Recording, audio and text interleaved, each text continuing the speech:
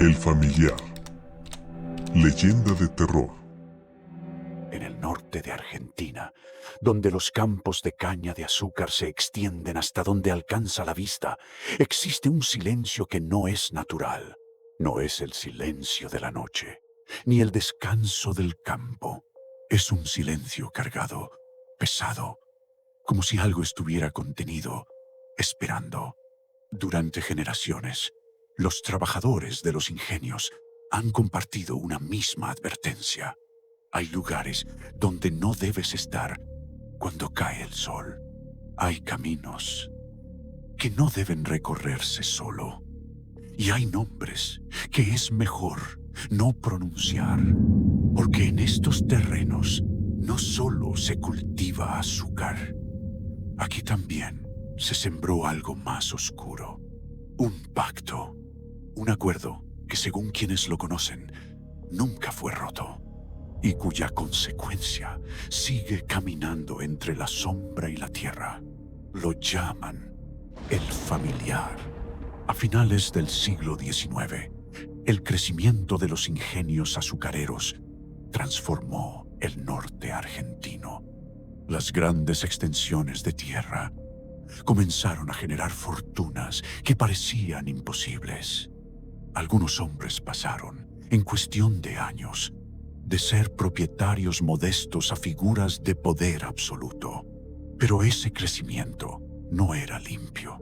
Se construyó sobre explotación, jornadas inhumanas y condiciones que empujaban al límite a los trabajadores. Y aún así, había algo que no terminaba de encajar, porque algunos ingenios prosperaban de forma desproporcionada. Resistían crisis, evitaban pérdidas, crecían cuando otros caían. Fue entonces cuando comenzó a circular una explicación que nadie quería aceptar, pero que todos entendían. Ese éxito tenía un origen distinto. No era trabajo, no era estrategia, era un acuerdo. Los relatos coinciden en lo esencial. Los dueños de ciertos ingenios realizaban un pacto con una entidad oscura. No hay registros escritos, no hay pruebas oficiales, pero las historias encajan con una precisión inquietante. El proceso comenzaba en secreto, lejos de los trabajadores, en zonas ocultas del ingenio, sótanos, túneles, habitaciones selladas que no aparecían en ningún plano. Ahí se realizaba el ritual. No era improvisado, no era simbólico, era específico, metódico, antiguo. El objetivo era invocar a una entidad y atarla a ese lugar, convertirla en parte del ingenio, hacerla obedecer. Pero ninguna entidad de ese tipo sirve gratuitamente. El precio era claro. El dueño del ingenio obtenía prosperidad, protección, estabilidad económica. Sus tierras producían más. Sus pérdidas desaparecían. Su poder crecía. A cambio, debía alimentar a la criatura. No con animales, no con ofrendas simbólicas, con personas. El primer sacrificio era el más importante. Era el que sellaba el pacto. Un cuerpo entregado en la oscuridad. Un acto que abría algo que no debía abrirse. Y cuando ese umbral se cruzaba, la entidad respondía. Desde ese momento, el pacto quedaba activo. Y romperlo ya no era una opción. La entidad invocada no era visible de inmediato. No aparecía como un ser físico frente a quienes realizaban el ritual. Se manifestaba de otra forma. Se adhería al lugar, al ingenio, a la tierra misma. Con el tiempo tomaba forma, una forma que no era fija, que no respondía a una sola imagen. Algunos lo describieron como un perro gigantesco, oscuro, con ojos imposibles. Otros como una masa que se arrastra, sin estructura definida. Otros como una figura humanoide deformada, incorrecta, antinatural. Pero esas descripciones no son lo más importante. Lo importante es entender que el familiar no es un animal, no es un espíritu común, es una extensión del pacto, un ejecutor, una presencia diseñada para cumplir una función específica, mantener el equilibrio del acuerdo. Si el pago se cumple, el ingenio prospera. Si no, el pacto se rompe y las consecuencias no son controlables.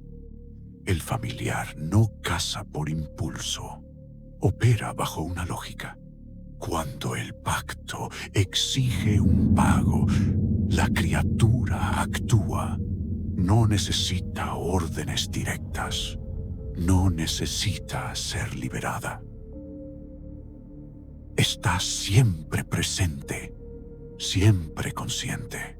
Observa, identifica a la víctima, espera el momento adecuado y actúa cuando nadie puede intervenir. Los ataques no son caóticos. No hay lucha. No hay ruido. Las desapariciones ocurren en silencio absoluto. Un trabajador no regresa. Un nombre deja de aparecer. Y el resto entiende lo que ha pasado sin necesidad de explicaciones. El ingenio continúa operando. La producción no se detiene, porque el pacto sigue vigente y el precio ha sido pagado. A pesar del silencio, algunos testimonios lograron salir a la superficie. Relatos fragmentados, historias contadas años después, confesiones hechas lejos del lugar donde ocurrieron los hechos. Un trabajador describió haber visto algo moverse entre los cañaverales durante la noche. No era un animal, no se comportaba como uno, no corría, no huía. Se desplazaba con una seguridad absoluta, como si supiera que no había nada que pudiera amenazarlo. Otro relato menciona una figura observando desde la entrada de un túnel. Inmóvil, silenciosa, no atacó, solo estaba ahí, como si vigilara, como si evaluara. En varios casos, quienes afirmaron haber tenido estos encuentros coincidían en algo inquietante. El familiar no siempre ataca inmediatamente. A veces, solo observa, como si eligiera, como si decidiera quién es el siguiente. El pacto no solo implicaba a la criatura, también implicaba silencio. Durante años, los trabajadores evitaron hablar del tema, no por superstición, sino por supervivencia. Se creía que mencionar al familiar podía atraerlo, pero también existía otra razón. Muchos sospechaban que los dueños sabían exactamente lo que ocurría y que lo permitían, porque mientras el pacto se mantuviera, el poder se mantenía. Hablar era romper ese equilibrio, y nadie quería ser el siguiente en desaparecer. Con el tiempo, surgieron formas de protección. No eran soluciones definitivas. Eran intentos de evitar convertirse en una víctima. No caminar solo durante la noche. No acercarse a zonas restringidas. No seguir sonidos que no tienen explicación. Algunos recurrían a símbolos religiosos. otros a rituales propios. Pero incluso quienes creían estar protegidos sabían una verdad fundamental. Si el pacto exige una vida, alguien será tomado. El familiar no es solo una leyenda, es una representación del costo del poder, de la ambición sin límites. El pacto no crea el horror, lo revela, muestra hasta dónde puede llegar alguien cuando decide que otras vidas son intercambiables. Hoy, muchos ingenios siguen en pie, algunos abandonados, otros funcionando como si nada hubiera ocurrido. Pero el rumor permanece, porque si el pacto fue real, entonces nunca fue cancelado. Solo continúa adaptándose, esperando. Y mientras exista alguien dispuesto a mantenerlo, el familiar seguirá ahí, cumpliendo su función, en silencio, en la oscuridad.